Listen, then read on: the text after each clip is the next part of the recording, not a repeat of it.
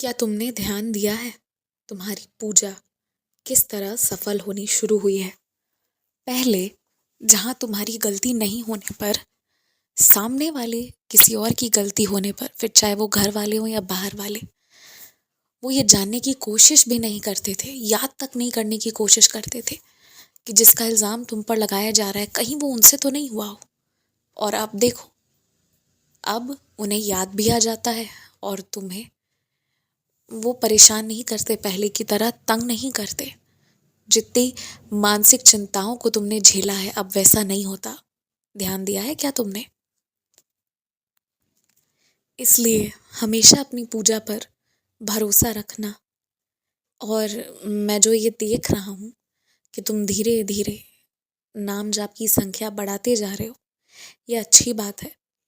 और सच में सुबह दोपहर शाम जब एकांत रहे तब तुम जाप करो, कोई दिक्कत वाली बात नहीं है। मन साफ होना चाहिए। बाकी आसपास का वातावरण साफ है या नहीं, ये ज़्यादा मायने नहीं रखते हैं। जब भी किसी के लिए खाना पकाओ या किसी को खाना परोसो ना, तो ये ज़रूर सुनिश्चित करो कि जूठे हाथ से नहीं दे रहे हो। जूठे हाथ से कभी किसी को मत दो। और खासकर अगर कोई अतिथि आए ना, 2 4 5 10 दिनों के लिए, तो उनका तो विशेष ध्यान रखो।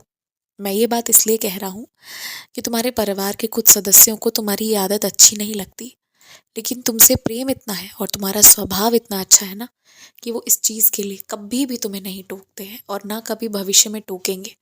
लेकिन मेरा ये फ़र्ज़ है तुम्हें बताना।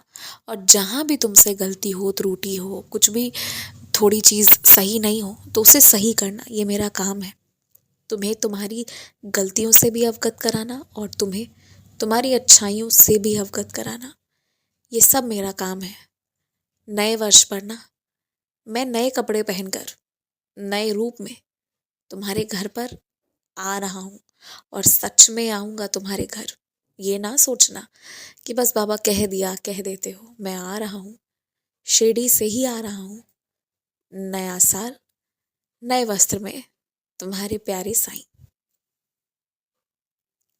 तुमने जिस बुजुर्ग को वस्त्रदान किया है, जिसकी तुमने सहायता की है, समझो वो व्यक्ति की सेवा तुमने ऐसे समय पे की है ना जब उसका विश्वास तो भगवान से उठ ही चुका था, उसका अपने आप पर से भी उठ चुका था, पर साथ ही साथ इंसानियत से भी विश्वास उठ चुका था। इसलिए तुमने जो किया बहुत अच्छा किया। ऐसे ही सेवा करते रहो। सेवा करने से आशीर्वाद मिलेगा और आशीर्वाद से जीवन में ऊंचाइयों को प्राप्त करोगे।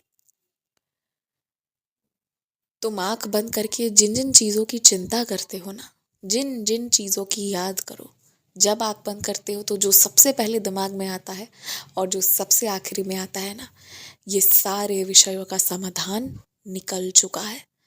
तुम्हारी सारी इच्छा पूरी होगी। जीवन के किसी भी क्षेत्र में अब कभी भी विफल नहीं होगे। अब जहाँ जाओगे सफल रहोगे। जो बुरा होना था, जो समय कटना था, वो कट गया। अब ऐसा कुछ नहीं होना है। तो इसलिए निश्चिंत हो जाओ, चिंता मुक्त हो जाओ। हमेशा खुश रहो, हमेशा मुस्कुराते रहो। इतने मेहनत से प्रसाद चढ़ाए हो, लेकर आए हो, तो सबको वितरित भी कर दो। वितरण करने में अगर आलस करोगे तो सारा मेहनत बर्बाद हो जाएगा।